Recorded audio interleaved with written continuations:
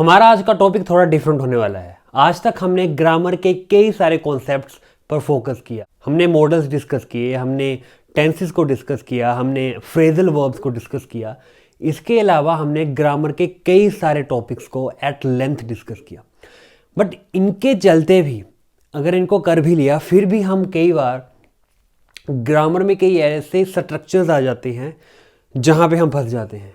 आज का हमारा जो टॉपिक है वो स्ट्रक्चर्स के अराउंड ही होने वाला है।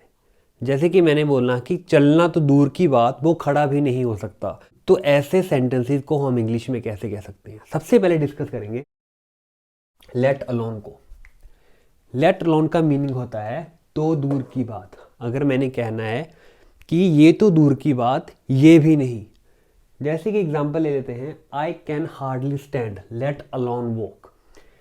कि मैं बड़ी मुश्किल से खड़ा हो पाता हूँ, मैं बड़ी मुश्किल से खड़ा हो सकता हूँ। चलना तो दूर की बात है, चलना तो दूर की बात है। लेट अलोन, लेट अलोन का मीनिंग होता है तो दूर की बात होना। जैसे कि बात तो क्या करना, उसने मुझे विश भी नहीं की। बात तो क्या करना, बात तो दूर की बात, उसने मुझे विश भी नहीं की। He did not even wish me let alone talk to me. तो इसे हम इस तरीके से यूज़ कर सकते हैं। सेकंड सेंटेंस है being under the impression. Being under the impression, being under the impression का मीनिंग होता है कोई चीज़ लगना, कि मेरे को कोई चीज़ लगती है। जैसे कि I was under the impression that he won't come. मुझे लग रहा था, मतलब मुझे लग रहा था, मैंने तो सोचा कि वो आएगा नहीं। I was under the impression that he won't come. I was under the impression that he won't be able to make it. मतलब मुझे लगा कि वो ये कर नहीं पाएगा। तो बीइंग अंडर द इम्प्रेशन है कि कोई चीज़ किसी को लगना। थर्ड सेंटेंस है कम बोट में। कम बोट में स्ट्रक्चर हम वहाँ यूज़ करते हैं जब हमने बोलना हो चाहे जो भी हो। जैसे कि I will crack the test come what में। मुझे टेस्ट क्लियर करना है, मैं ये टेस्ट क्लियर करूँगा चाहे जो भी हो। तो कम बोट में हम वहाँ यूज़ करते हैं जहाँ हमने कहना हो कि चाहे जो भी हो। नेक्स्ट हमारी स्ट्रक्चर है नथिंग टू डू विद। इसका मतलब होता है से कोई लेना देना नहीं।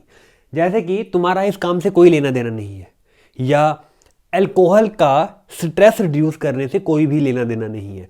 तो हम इसे इंग्लिश में कैसे कह सकते हैं? Alcohol has nothing to do with reducing stress.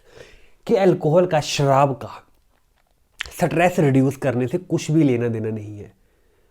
या हम ऐसे भी बोल सकते हैं कि you don't have to do anything with it, या you have nothing to do with it, you have nothing to do with it. Next sentence है, नेक्स्ट स्ट्रक्चर है दैट्स व्हाट। यही तो। जब आपने बोलना है कि यार यही तो मुझे कहना था या यही तो मुझे चाहिए था, तो दैट्स व्हाट हम वहां यूज करते हैं। जैसे कि that's what I wanted to say. यही तो मुझे कहना था। दैट्स एग्जैक्टली व्हाट, मतलब यही तो मुझे कहना था। या that's where I wanted to be, या यही तो मुझे पहुंचना था। It's not the way, it's not the way, इसका मीनिंग होता है ये तरीका नहीं है। It's not the way to do this, it's not the way to do it. ये इस काम करने का तरीका नहीं है। तो इसे हम वहाँ यूज़ करते हैं कि ये कोई तरीका नहीं है। Hey you go, hey you go structure आप तब यूज़ करते हो जब आप किसी को कोई चीज़ दे रहे हो। जैसे कि आपसे किसी ने पानी मांगा कि can you please give me some water, आप उन्हें देते हो और कहते हो हे यू गो। तो हे यू गो कहाँ यूज़ होता है? जब आप किसी को कोई चीज़ दे रहे हो। आपसे किसी ने शुगर मांगा, can I have some sugar, here you go. तो हे यू गो कहाँ यूज़ होता है? जब आप किसी को कोई चीज़ दे रहे हो। किसी ने पेन मांगा कि can I have your pen please, तो आप कहते हो here you go. Next sentence है फॉलोइंग विच। फॉलोइंग विच का मीनिंग होता है जिसके चलते या जिसके बाद। जैसे कि he had been ill for many days, वो कई दिनों से बीमार था।